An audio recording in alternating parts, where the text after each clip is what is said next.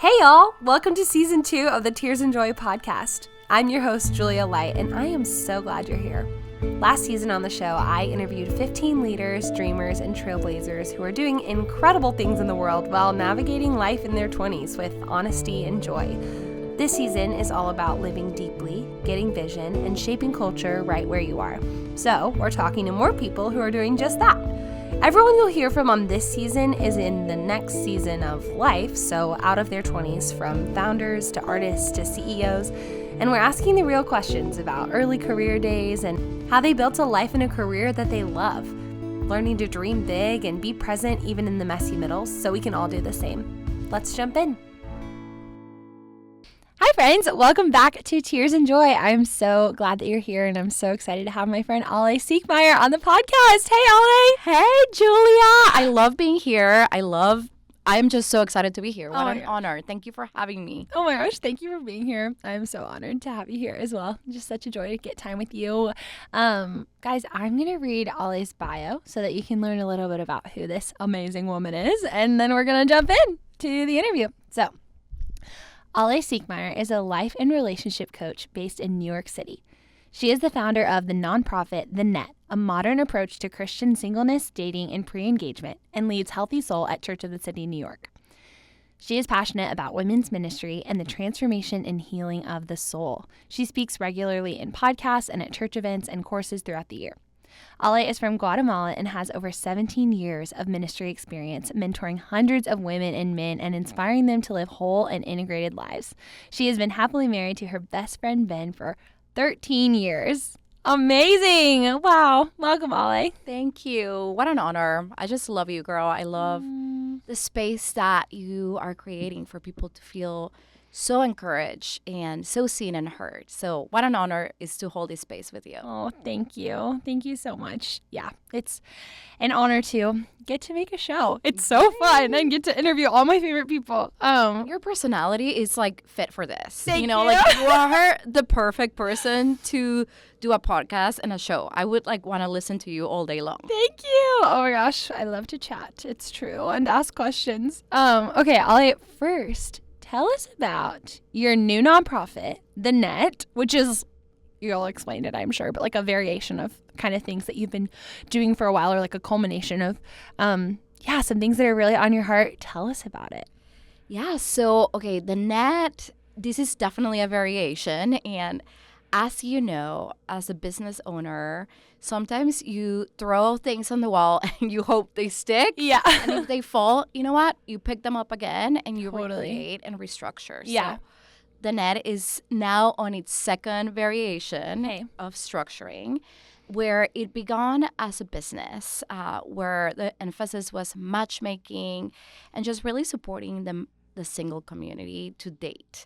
But then through that, I faced a lot of challenges, and I realized that the single community needed to be supported in a greater way outside of just, matchmaking people. Okay. But more about equipping the single community about how to be the healthiest version of yourself, one, to how to be equipped to have healthy relationships. Yeah. And that is not only limited to dating relationships, but friendships, relationships with your family, relationships with God, relationship with yourself even. Yeah.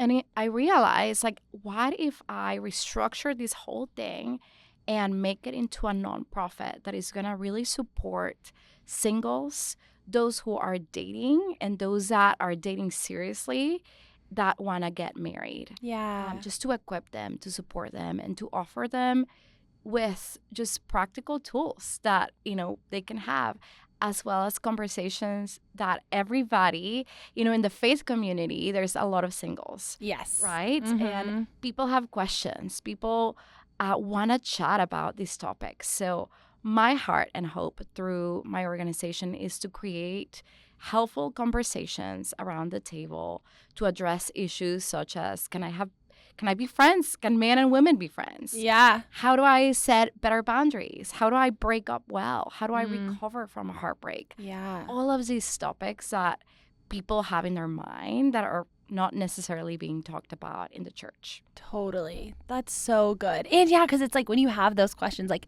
where do you go? Do you go to like the internet or do you go to like your friends? Sometimes I feel like friend groups can even just be a sounding board, but it's like maybe we need someone older or someone who's like specialized in this, you know? So I think that's so beautiful and good. And so how are you doing that? What's the plan? So the plan is my first live event is going to be March 1st. So exciting. We have maybe like 50 people that are signed up already, which is great, a mix of men and women. And our first conversation is going to be around honoring men and women in community. So how do we honor men well? How do we honor women well? I notice that sometimes we face a lot of gossip in our communities, right? Yeah. And, gossip sometimes comes from a place of bitterness or a place of you feel rejection. Yeah. And you don't know how to like really process your rejection in a healthy way. Yeah. So maybe the tendency is like, okay, I'm going to badmouth that person because they rejected me. Right. So how do we redefine those conversations and create a culture of honor amongst like men and women? How do we support each other? Both men and women have needs.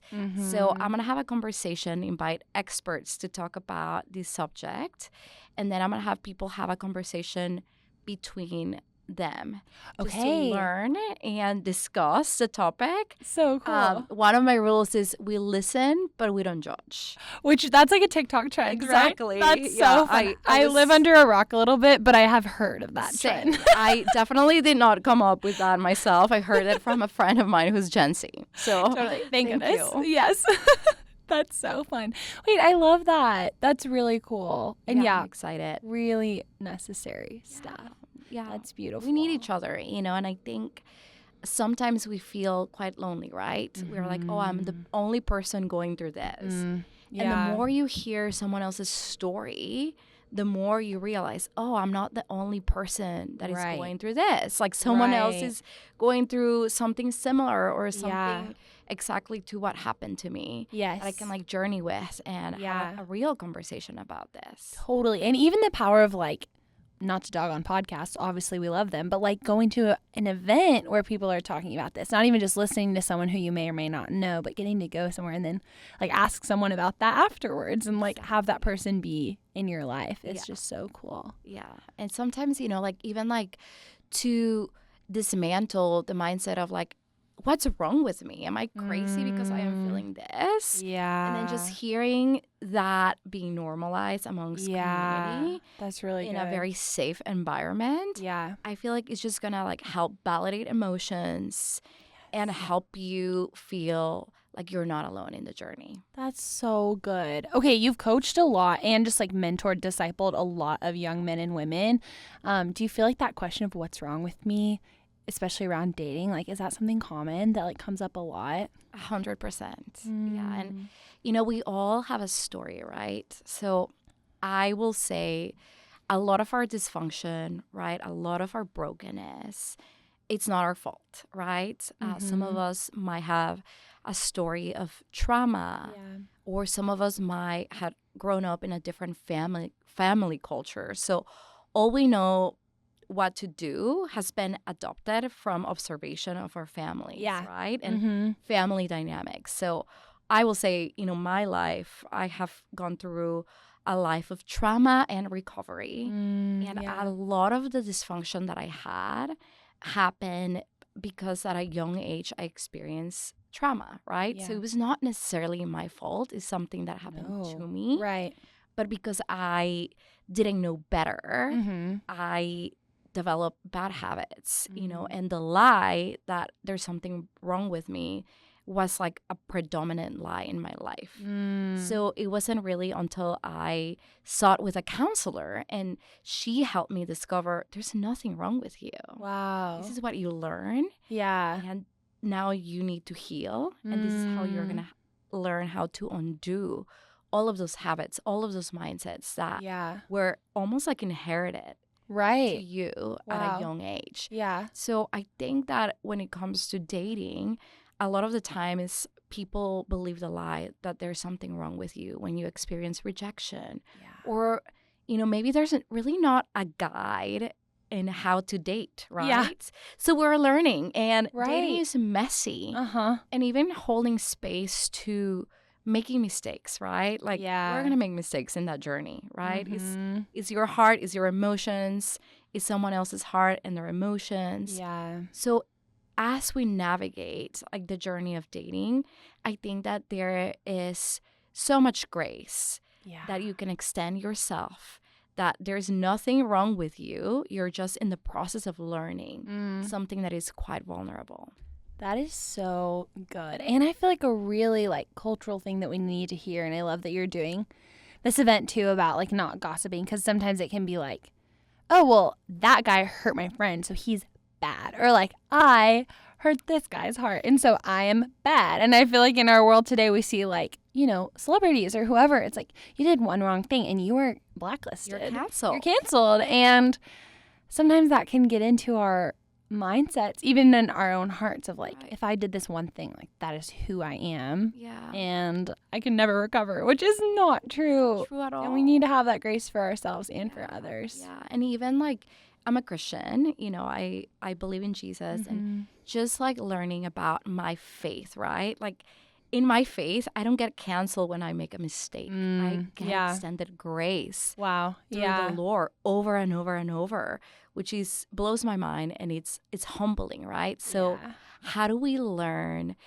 I think accountability is important. Yes. Don't take me wrong. Yes. How do we not live in a culture or in a community where we cancel each other because we don't know how to manage our own rejection and emotions, right? Wow. Wait, that's really good. How would you, like, what would you say to someone who's dealing with the pain of rejection? Like, how would you help someone process through that?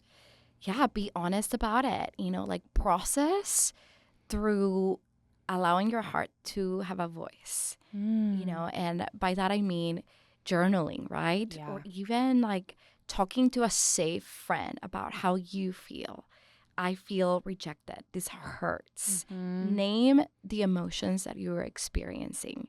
I think oftentimes we don't like to feel pain. Yeah. So we try to like put things under the rug. Yeah. You know, in order to like pretend that we're okay. And in reality, it's okay not to be okay. Yeah. I think that when we are experiencing rejection, and, you know, this doesn't only apply to dating, right? This can happen in every area of life, right? Yeah, rejection definitely. in your family, rejection with career, you know, rejection with other types of dynamics, right? Like with friendships. Yeah. And I think it's important to name what we're feeling and process the sadness of feeling rejected, right? That's so good. And allowing your heart to be messy in those situations, meaning like cry, journal, go for a run if that's like a way that you're gonna like let things out, the emotion out.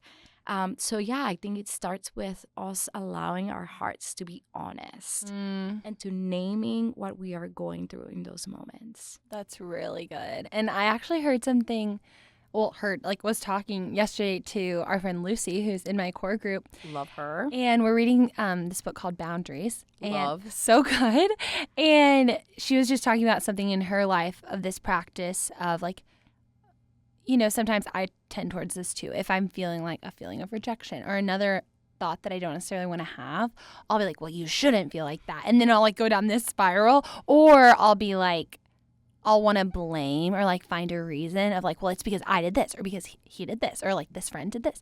And she was like, something I'm learning is to just stop at the emotion and just recognize the emotion and not like judge it or try to fix it or just, so it's kind of exactly what you're saying.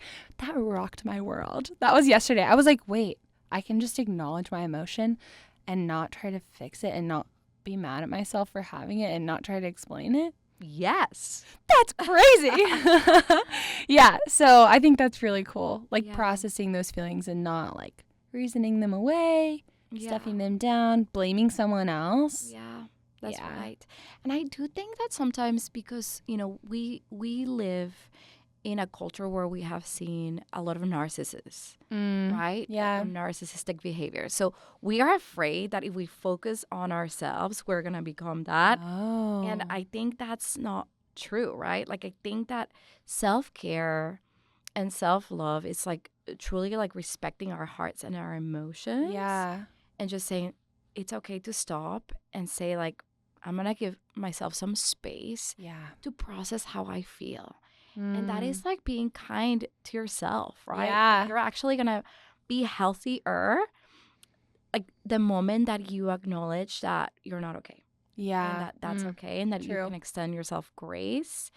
And by that, you're loving yourself well in that moment. That's good. And then you have capacity to love other people. Exactly. Versus just like running around trying to love other people and not dealing with your stuff. And then it comes out in crazy ways. Yeah. Wow. That's really good.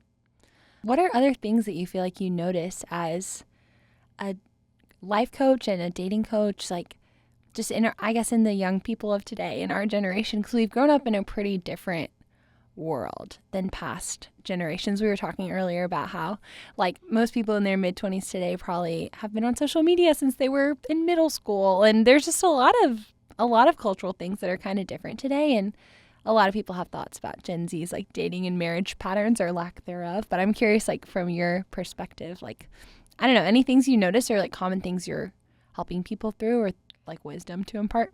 Yeah, I think life is challenging, right? Like life is filled with so true. Lots of joy, but also a lot of painful moments. Mm-hmm. And I think that, I love social media. I am off social media right now, and it's been life-changing. It's a good idea. And I think social media is a great tool, right? Like if you have your own business, if you want to stay in touch with people, like it's a great tool. Mm-hmm. But I do find that social media can be concerning to maybe the problems of today in some ways. Like when it comes to dating, for example. Yeah. I think that because we have social media, it's so easy to compare, right? Yeah. What the idea of a perfect relationship is, or a perfect partner. Yeah. So we are overly saturated with an idea of that might not be necessarily real. Right. And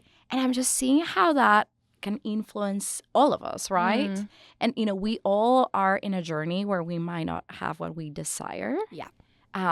So how do we store our heart well in those moments, right? Like if I don't have a boyfriend, if I don't have a girlfriend, or if I don't have a child, how would I guard my heart well and my mind well so that I don't fall into a trap of comparison? Yeah. Or self-pity, right? Right. Or being like unhappy and unsatisfied with life until we have that result that we want. And I find that social media can sometimes be challenging when you might be in a vulnerable season of life. Yes. Because you go in there and if you're not doing super well, like, I can talk from experience.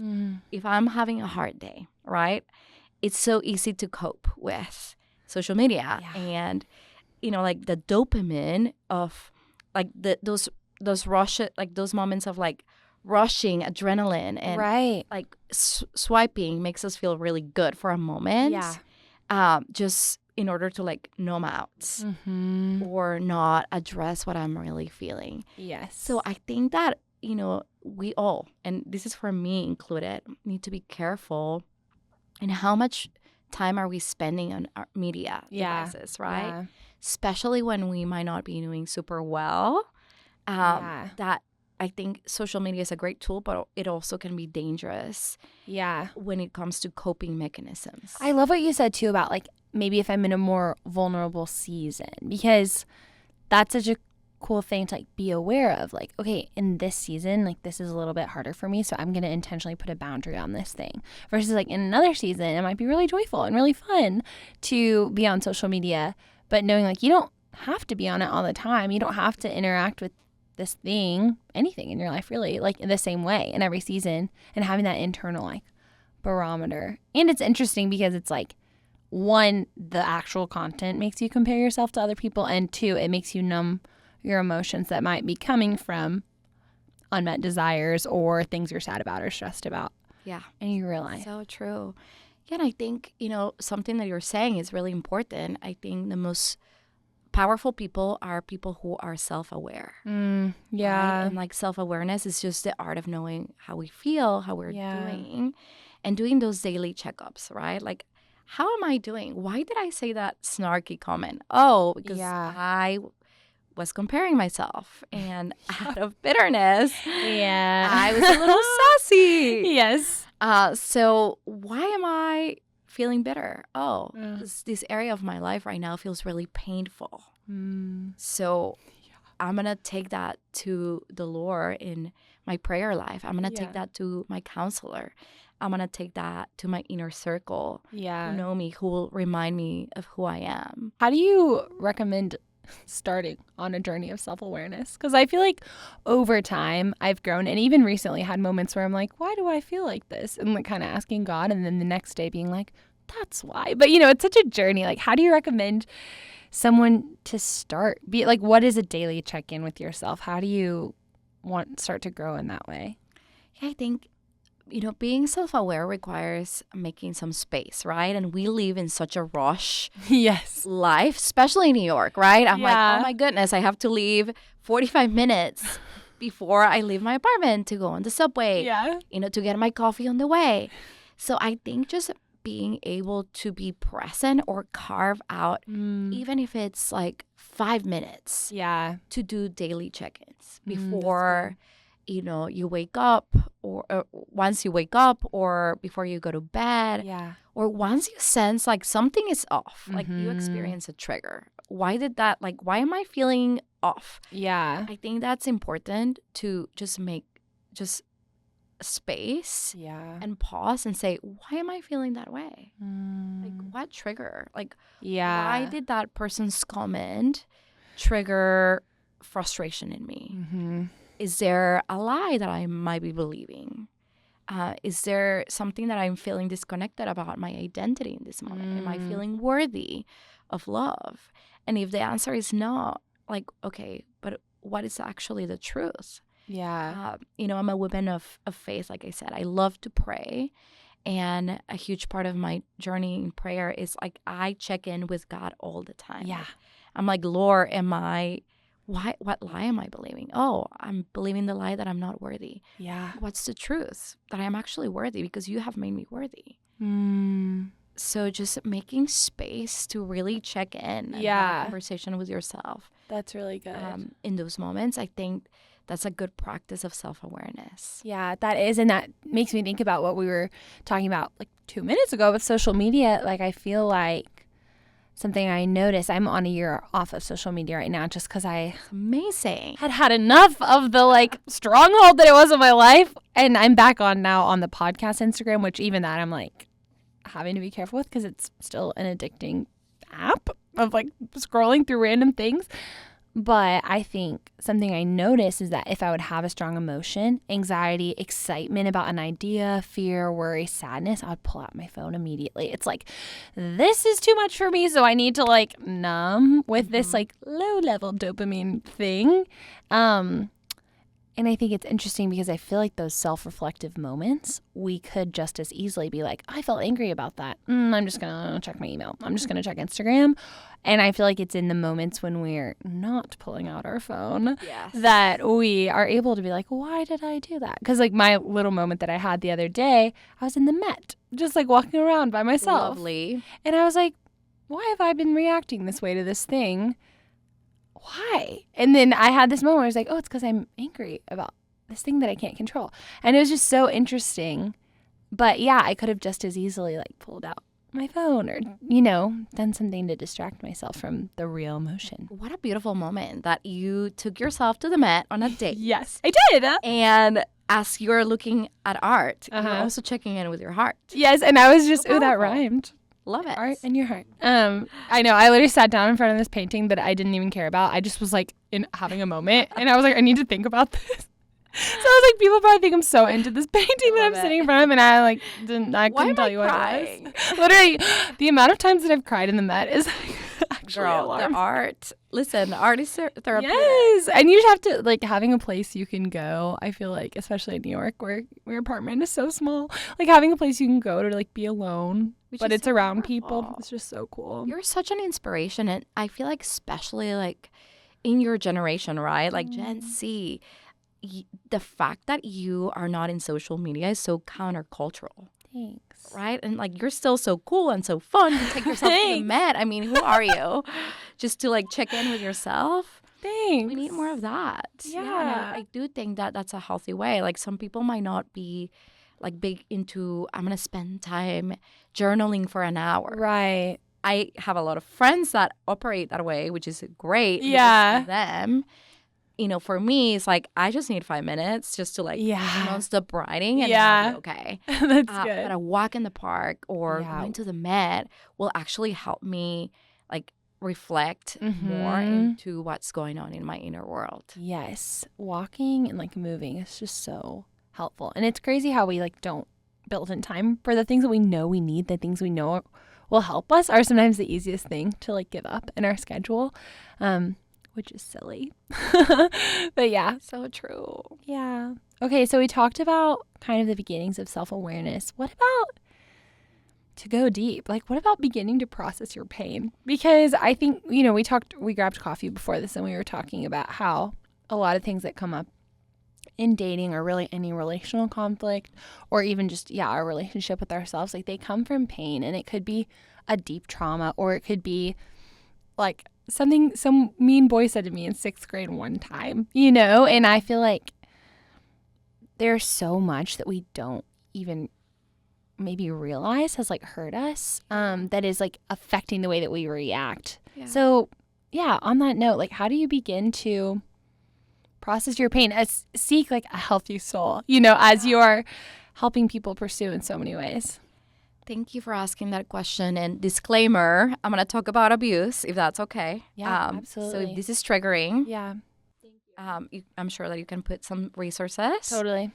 But it's a big part of my story, right? And it's I think, the beauty that has come out of my ashes. And the reason why I help people now, because I have experienced a lot of healing in this pain, you know, that I experienced. So when I was young, I was 15, 16, I was at a party, got blacked out drunk, and I was taken advantage by a group of men.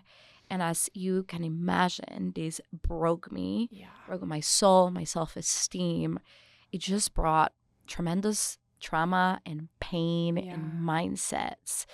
So, you know, for many years of my life, and I attribute this to my relationship with Jesus, like I have experienced deep transformation, deep healing, deep restoration, and the freedom to say what happened to me was not my fault. Right. It happened to me. Right. But it was not my fault. Right. And that freedom of saying, like, you know what, that I did not cause that to happen. Right. Yeah.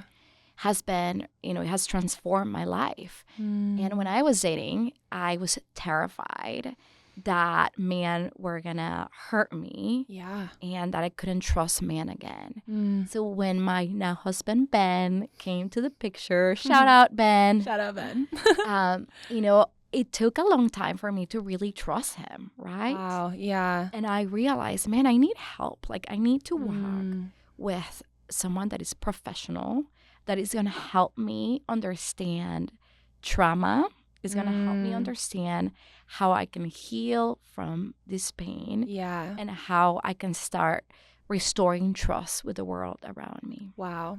So I think that if you have gone through any kind of trauma, or if you're experiencing pain right now, I want to tell you that you are not alone.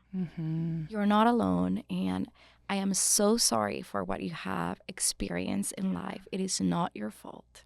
Right. And the most powerful thing that you can do right now is ask for help. And I know that our culture tells us that we have to have it all together, that there's almost like this fear or misconception surrounding being weak. It's okay to be weak. Yeah. Because in those moments of weakness, we learn healing. We learn how to depend on God's help, as well as we learn how to depend on others that are willing to help you. Wow. So if you have pain in your heart and you don't know how to walk out of this pain, I highly encourage you to ask for help, whether that is a coach, a therapist, a spiritual director, a pastor, a mentor. Yeah. People are there to help you. And I think that's, the beauty of a huge part of my journey is that the moment that I decided that I needed help, help was there for me. Wow. I encounter amazing mentors that were, able to like walk with me and pray with me when I needed prayers. I experienced an amazing therapist, a spiritual director, that I just walk with, that just really helped me see, oh, this is not who you are. Your trauma does not define your identity. You're not a broken person. You might feel like a broken person, but your reality is that you're not broken. Wow. Yeah. Thank you for sharing. Thank you for holding space. Yeah, absolutely. That was my prayer for this conversation, that just anybody listening with pain in their heart would just feel loved and just, you're not broken. That's not your identity. And there's like so much hope and healing. Yeah. How did your faith play into your healing journey as a young woman? I mean, I will say if I didn't have my faith, I don't think I would be where I am. Like I feel like God healed my heart. I feel like through receiving God's forgiveness, I have learned how to forgive those who have hurt me. Wow. And that has unlocked complete freedom in my life. Wow. Forgiveness, and also knowing that I am unconditionally loved by Jesus, that he's perfect for me. He's a perfect man for me in every area. And, I have an amazing husband. And I think a lot of my healing actually has come through being married. Oh, wow. To my husband. Yeah. God has healed me through my husband and just showing me that, there's a safe person that has my back, that loves God before, he loves me. Yeah. Which is a gift. Yeah. So I think that my faith has played just a huge pivotal part in my journey of healing. I would not be healed the way that I have experienced this freedom and this healing and this hope if it was not for my faith in God. Yeah, that's so beautiful. Was there a moment when things shifted for you in your faith, like when it became really real to you? Yeah, so, because of the trauma, I had developed a life of addictions, and I actually had a radical encounter with Jesus when I was in rehab. Oh, wow. Oh, my goodness. Where I just felt his love, and I felt him calling me by my name, and just hearing the simple words, "I'm not angry at you." Wow. And I felt like that contradicted every lie that I believed about who God was. I felt like God was like going to punish me, that he was angry at me. Wow. And the moment I heard his voice, it was not my voice. I felt like I was a little crazy at that moment, but it was so real. It was his voice saying over me, "I am not angry at you." That was my wake up moment. And that was the moment that I knew the love of Christ. And through that, I just surrender my life to him, and I follow him. I didn't know anything about the Bible. I didn't know how to be a Christian. Yeah. But I came into a community of Christians that helped me and discipled me and walk alongside me and taught me about the Bible and taught me about what forgiveness is. Wow. That really shaped my life. So, I will say it took years of process. Like, I think my healing was not linear. Yeah, and never is. It never is. And it's a process, right? Like, I was like, I'm going to be healed like right away. Yeah. It took me years. Yeah. And I'm still learning how to like walk out my freedom and my healing. Right. Yeah. All of these years later. But I think that when I experienced like my faith in God, that was like what drove my healing. Wow. That is beautiful. And such a worthwhile pursuit. Like, it takes years, but oh my goodness. Like, look at you and look at just like the blessing you are to so many people, and just like the love that you have is incredible. Wow. Thank you, my girl. Yes. Wait, actually, I have a question on that. So I feel like one thing that you've shared is like your goal with the Nett nonprofit is to like help people be healthy. So that they can enter into relationships if that is like what they desire, but also this fact that like healing can come through relationships. So tell us a little bit about that, because I've heard that from other people too, of like some will think I have to be perfectly put together before I can meet the love of my life or start dating them. But also there's a level of like you should definitely take care of yourself so that you're not going to hurt this person when you meet them. So can you speak to that a little bit? Like, what should people work on? And then what is maybe an area that it's obviously different case to case, but. Yeah, I do. I think that working in the area of identity is crucial, like knowing who you are, right? Yeah. Because what happens when you don't know who you are is you put all of that weight in your relationship. Yeah. And you're trying to get a need met. And unfortunately, you probably will not get it fulfilled, to be honest, because you're putting all of that weight in someone else. And that's not really fair. But knowing who you are, learning how to be, like how like your worth, your value, your identity in the Lord. Yeah. Like, that is just so fulfilling. Like, and I think that just I see it this way. Like when you have a sundae, right? Like an ice cream sundae. Putting truth on yourself is like forming the ice cream, right? Oh. And having a relationship is like putting, all the toppings on top. Wait, I love that. But the foundation is what you develop with the Lord, right? Like discovering your identity, knowing that you're loved, knowing that you don't need the affirmation of someone else to make you feel enough. Yeah. You're already enough. And I think that just learning how to be in partnership is, okay, I come into this relationship secure in my identity, even if I might have navigated a life of trauma, I'm still learning how to trust. Yeah. And I think that that's where we hold space to heal each other, right? Yeah. But I think that when it comes to like putting the weight of finding our full identity and our value in that significant other, that is not going to work. Yeah. It's just so much pressure and you're probably going to feel more frustrated because that person is not going to be able to fulfill that role in their life. Yeah. If someone's newer to this language of like identity, or they may not have like a similar faith background, how would you recommend starting on developing like your own identity? Like, such a good question. Yeah, that's a word we talk about a lot in like Christian culture, and it might make a lot of sense to some, but I'm curious, what does that really mean and how do we work on that? I think asking yourself the question, who am I outside of what you do? Yeah. Like, who are you outside of my career, outside of my family culture, outside of whether I am single or married or, dating? Like, who am I? Am I enough? Am I valuable? Am I worthy? Am I seen? I think that's a powerful question to ask yourself, like, and to start the journey of identity. Like, who am I? And, a lot of the time is when I ask my clients this question, who are you? They tell me, well, I am a doctor, I'm a teacher, I'm a brilliant entrepreneur. I'm like, I'm hearing what you're doing. Yeah, that's a job. That's a job. That's what you're doing. And you're really good at it. That job. Which is great. Yeah. That's not the essence of who you are. That's really cool. So do people have like then identity statements? Like, what's an example of like, okay, then this person's not just a brilliant entrepreneur. Who are they? Like, what might someone say about themselves that you would be like, okay, you understand your identity? Yes. Like, I am loved. Like, I am unconditionally loved. My value is not determined for what I do, but for who I am. I am seen, I'm heard, I'm known. Yeah.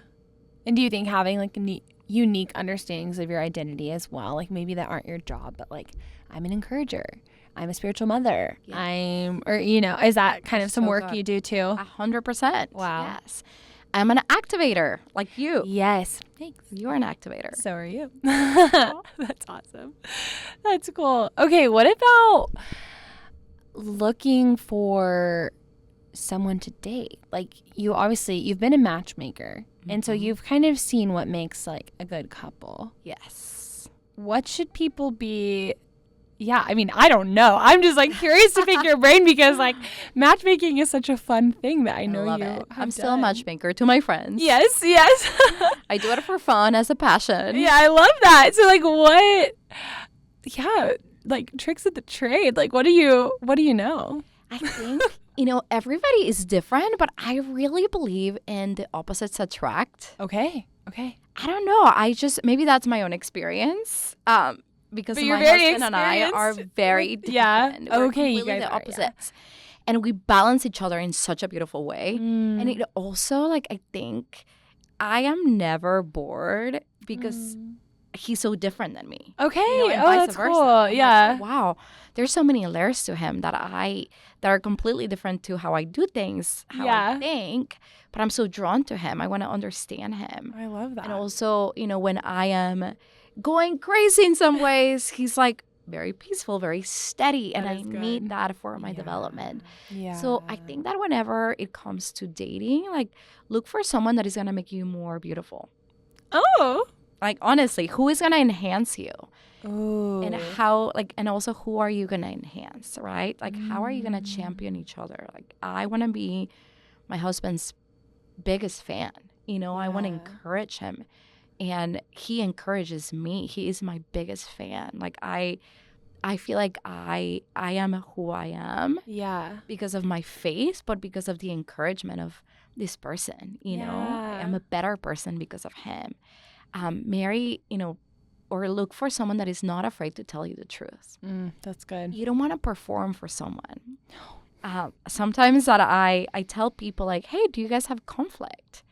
And when people tell me no, I'm like, what are you hiding? Yeah. And that goes with friendship too. Exactly. Close friendship. Yeah. Like, what are you afraid of not saying that is going to be honest out of fear that this person is going to leave you? And if the person leaves because you were honest, red flag. Yeah, they're not your person. Exactly. Yeah. So be with someone that you're not afraid to be fully yourself. Yeah. You want to be authentically who you are. You want to be in your lowest moments with and your highest moments with. But I think that it might be exhausting to perform for someone, right? Yeah. You don't have to be on all the time. Totally. So who is going to be that someone that is going to embrace every part of you? The messy, the ugly, the good, the put together, the successful. That's really good. Wait, what about, we were talking earlier about this too, but like expecting perfection because of maybe like just our own images or thoughts of what people are going to be like versus like discerning red flags. How do you discern if you're like being perfectionistic or if this is not the person for you? That's such a good question. And I think, like there are red flags and, like I think be careful. You know, obviously, like we have to be like wise in who we are going to choose to date or be in relationship with. I think one of the things that is important is like who has a teachable heart or a teachable attitude. Like in the first date, you can quickly assess some behaviors, right? Like, is this person kind to the server staff, right? Like, are they, like kind? Are they asking you questions or are they talking about themselves the whole time?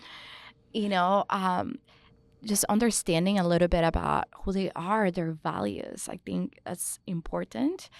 But also, we're never going to have a perfect person. Right. Like, we're all in process. Yeah. So I think that's okay to give the person grace to be in their own process. Yeah. And to grow. Like who my husband is now is not who I first dated. Yeah. He's grown a lot. Yeah. He's healed a lot, and I'm experiencing now the most beautiful version of who he is.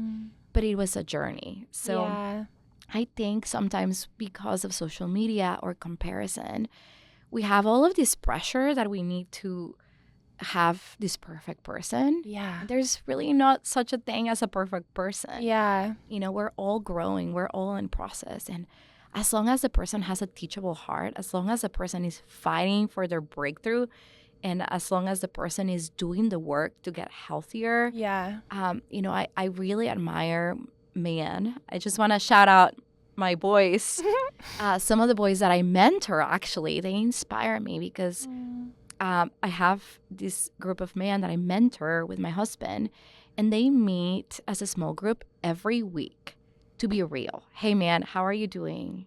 Like, where are you being successful? Where are you failing? And they go they're going really deep in vulnerability.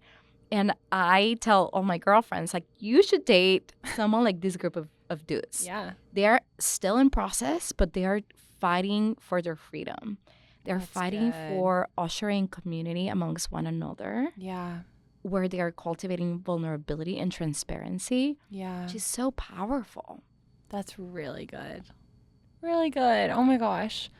Okay, I'm curious about this too. So we're kind of talking about like things that are different in Gen Z, like social media, all this stuff. I feel like something big in our culture today, maybe not as much like in the church culture, but like broader culture, is like people are getting married later. People are having kids later, or they're not getting married. They're not having kids. And something cool about the Christian faith is that it elevates singleness. And it's like, yeah, some people aren't ever going to get married. And you know, back in the first century BC, like that wasn't really a thing. And the church was kind of the first place that it was like, you have a valid position as a single man or woman. And that's really cool. But what about like the value of marriage and like the value of commitment that maybe some people are afraid of today? I feel like I've seen in secular and Christian spaces almost this pushback of like, actually, guys, you should think about getting married. Yeah. You know, so like what, I don't know. What are your thoughts on that? Like, what can you speak to this generation about the value or the importance of it? It's such a powerful question. And I do want to say, that marriage might not be for everybody. Right. And that's okay. Like if Yeah. that's you, I support you. If that's your decision. I also believe that just because you're single doesn't mean that you cannot fulfill your calling and purpose, right? Like I see a lot of maybe cultural lies surrounding the idea that once I am married, I will be able to do all of these things in the world. Start now. Yeah. Start now. But the power of marriage is that you partner with someone else. Yeah. To bring beauty, to bring hope, to bring healing, to bring power, to bring encouragement to the culture around you. So I think I love being married because for me, marriage is not something that is going to alleviate loneliness. Okay. It isn't. Yeah. For me, there's a purpose in being married, which is partnership. Yeah. And creating something beautiful together.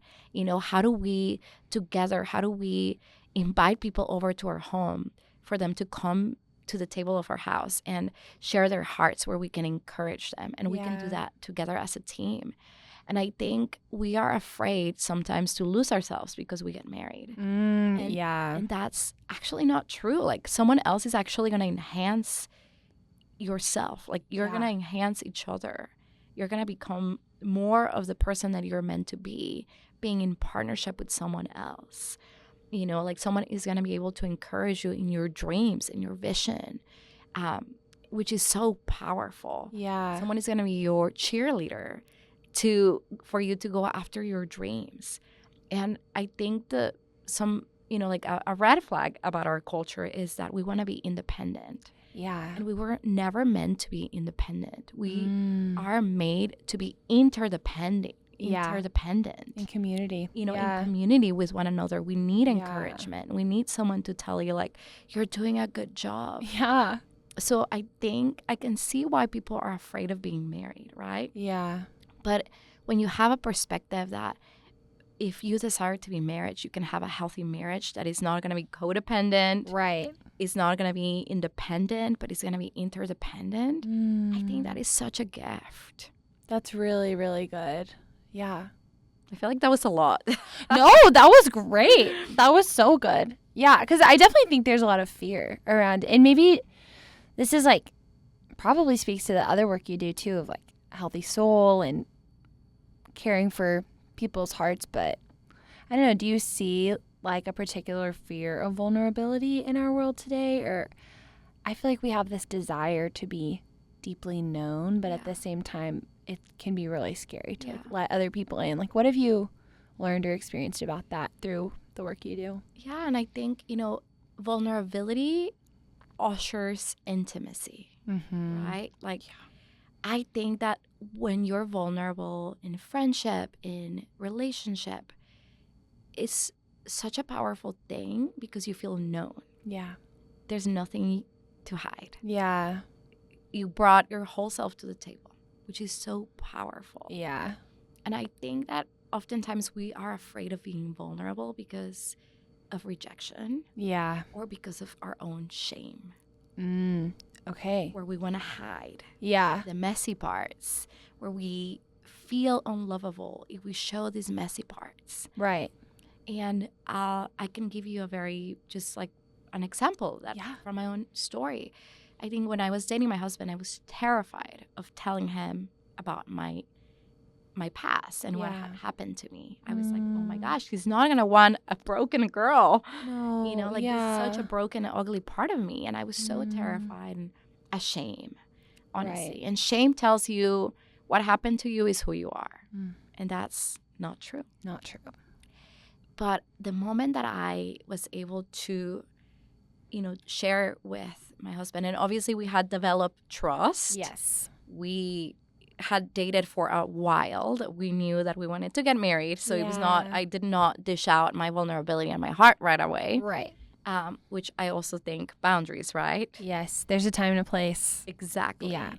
But when I felt so safe and so secure in the relationship, I was able to share with him about my past.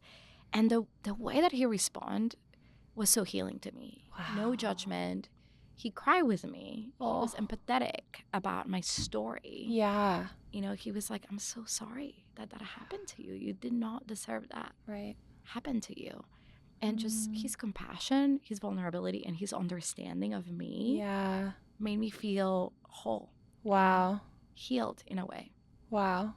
So I think that vulnerability, like I said, it just creates intimacy. Yeah. And I think it requires a boldness. We need to be bold. It does. In order for us to share our vulnerability and our heart. Yeah. To someone else. That's so true. There's power and there's beauty and healing in being fully seen. Yeah, there really is.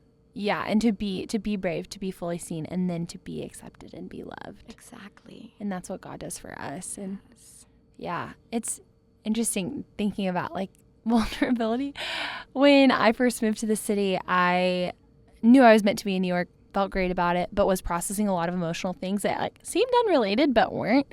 And we're pretty deep. And I was visiting churches and community groups. And, if you've ever been to a church small group, at the end, a lot of times you break up for prayer. And I was with these girls that I would have just met. And they're like, what do you need prayer for this week? And I'm not going to say exactly what I was processing, but it was so deep. And I was like, this is me. Hi, what's your name? Hi. It's so funny. And I feel that's part of why I named this podcast Tears and Joy, because life is both. But when I first moved to the city, I felt like I had no choice but to be vulnerable because of where I was at in my heart. And it was such a gift to me because I made deep friendships so Beautiful. fast. And so that's just a testimony of so many of these things I'm I've learned. I feel like I had no choice. I feel like that was just the circumstance of my life. But life lesson. Yeah, I feel it's just been so true for me in my friendships that vulnerability breeds intimacy. It's so true. It really, and it's freedom, right? Because there's nothing to hide anymore. Right. Everything is out in the open. Yeah. And this is who I am. And because I have received God's acceptance, I also can accept myself. Yeah. And now I'm inviting other people to accept me and to love me. Yes. So it's an invitation. I think when we choose to be vulnerable, we are inviting people to love us well. That is so true. It's an invitation. Yes, and we're inviting them to be loved by us. Exactly. Because we trust them. Wow. That is so beautiful. Okay. Shifting gears a tiny bit. This is a question that I thought of the other day while I was on a walk. And I made a little video of myself talking to my phone. I was like, Julia, ask this on the podcast. And I've asked a few people and it's been so fun. Really helpful. What is something that you started doing early in your career, early in your 20s specifically, that you look back now and you're like, that was a great idea and that formed me? Something you did in early adulthood that you're like, great choice, Ale. You're such a good question asker. Thank you. I love it. I think I did a lot of informational interviews with people that were doing similar things to what I wanted to do. Okay. And did you know you wanted to do coaching and all that? Because you had a corporate job, I right? had a corporate job, which it taught me business. True. Yeah. And it was not what I loved, but Yeah. it honestly was schooling for me. And I think I want to encourage you, and maybe you might be in a career right now that it might not be what you love, but yeah. take it as an opportunity of learning. Yes. This is a school for you. Yes. I can run a business now because of those years that I went and work at a corporate job. I love that. I learned Yes. business. It That's shaped so me. good. So I first thought I wanted to work in fashion because I love clothing. I love fashion. Yes. And also I'm very creative as well.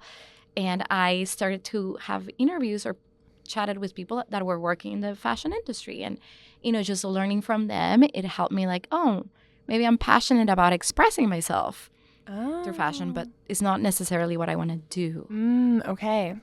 And then I talked to psychologists, mental health professionals, learning about their experiencing coaches. Yeah. And I feel like the more I would talk to people that are doing what I am doing now, it inspired me. Okay. So yeah, I will say don't be afraid of reaching out to people that you're curious about where they began. Yeah. And what led them there, what are the challenges, what are the painful aspects of the businesses where they have seen reward in their own lives. I think that's a very important thing that I did. Yeah. And I'm so happy that I did, because now I'm doing what I love. Yes, that's so good. And now as someone who, is in kind of the next season of life, you're in that career that you love, wouldn't you say if someone who is 22 or 27 or whatever came up to you and was like, oh, can I get coffee with you and ask you about your career? Wouldn't you? Of course. You would love it, right? I mean, I think I saw it with you last year, and we chatted about career and dreams. And it was so helpful. And a year later, you're doing it, girl. Yeah. Which is so powerful. Thanks. Wow, that's awesome. Okay, so you pretty much discovered kind of your sweet spot lane, what you wanted to do through just asking people? Or did you have other experiences in your life where you were like, ooh, I really feel like I'm gifted in coaching, counseling? Yeah, how did you find being I'm made for this? I think, so two aspects. I would write down, where do I want to go in life? What do I want to do? I love that. I mean, this might sound a little dark, but I tell my friends to do this. How do you want to be remembered for in life? No, I love that. Write that question. Write your own, how would you want to be remembered? Yeah. What impact do you want to leave on this earth? And I think I started doing that, and what it led me to is healing. That is my goal in life, is to help people heal. Wow. From the inside out, in relationships, in different aspects of life. But healing is the overarching theme of my life. And I think that's when I started discovering those things about myself. I was like, this is what I want to start moving towards in life and in my career. So good. So I think just not being afraid of dreaming and asking yourself those questions. Yeah. And really going there, asking yourself those deep questions. That's really good. Where do I want to go in life? Yeah. And also inviting your community. Who are the people that love you? Who are the people that give you wings? Right. Who are the friends that give you wings and help you fly and encourage you? Asking them, hey guys, if you could encourage me about what you would like to see me doing, what would that be? Yeah, that's really where do really you see me good. thriving? Yeah. And I ask a lot of my friends that question, and they were all like, you need to be a counselor or a life coach. Because you have helped me. Yeah. So you should be doing that. That's so good. I love that. And to have those people in your life who will see it and call it out without you asking, that can be so impactful too. Rachel Snyder was telling me the other day about how she had a couple that sat her down and they were like, we think you should quit your job and be a chef. And she was like, oh, okay. And just to have those people, either when you ask or they just tell you, that they can see it in you when you might not always recognize it. Exactly. And I mean, she's such a perfect example of that. Yeah. I saw that girl in her early days, and now she's crushing it. She's amazing. Love her. But she took a risk. And I think that's part of, like the journey, right? It's like taking risks. Yeah. And because you did too, right? Oh, yeah. Yeah. I took a risk. I was terrified of, like not having my corporate job salary, but it was the best decision that I could have ever done. And obviously it did not come easy. Right. There's seasons of like where I feel like my business goes in waves. Like it's quiet sometimes, but sometimes it's like great. Yeah. So I think embracing the moments where it's not what you expected, but staying committed to not giving up. That's really good. I think it's just important. Okay, that's perfect. And that leads into my last question. I was going to ask, and I am now asking, how have you seen the wisdom of to everything there is a season play out in your life? Do not despise the early days. Do not despise the pain. I think we don't like to feel pain. Yeah. But I feel like looking back at my life, I would not be who I am today if I did not have gone through some suffering in my life. Like God uses everything for good. Like I believe in that. Yeah. That's a verse in the Bible. Like he uses all things for good together for those who love him. And everything in my life has been used for good. Even when in those moments I did not understand. Right. I feel like looking back, those moments of pain and disappointment have been, and failure. Yeah. Moments that have formed my character. They have formed how I see the world. They have formed my levels of resilience. Totally. And I would, even though they were really painful and I would be crying a lot of the times, I am grateful that those moments existed for me. Yeah. Because they have shaped me into who I am now. Yes. And they've shaped the impact that you have on so many people too. And that's such an encouragement to anyone who's suffering or like in the trenches. Yeah. Because like this isn't just something to get through. This is actually something that is going to be a blessing in the long run. And you will go, I think these moments will pass. Yeah. I can assure you that there is always hope, that even if you're walking in pain, even if you're walking in failure and disappointment, even if you just got laid off from your work, hope. Yes. Grip hope. Yes. Grip it. Grip it. I love that. Grip it. Oh, I love it. Ali, this was so wonderful. Oh, thank you. You're the I had best. a blast. Me too. You're amazing. Thank you for what you're doing. You're such a voice Thanks. to your generation. Thank you. So are you. Thank you. Guys, thanks for joining us. We'll see you again next week. And you can follow Ale on social media once you're back on social media. And I'll link all the things down below. Keep in touch and we'll see you next week. Bye, guys. Bye. Thanks for tuning in, friends. Be sure to subscribe wherever you get your podcasts, follow us on Substack and Instagram, and send this episode to a friend who you know will love it. Don't forget to be present, dream big, and remember that you are shaping culture right where you are. We can't wait to see you back next week.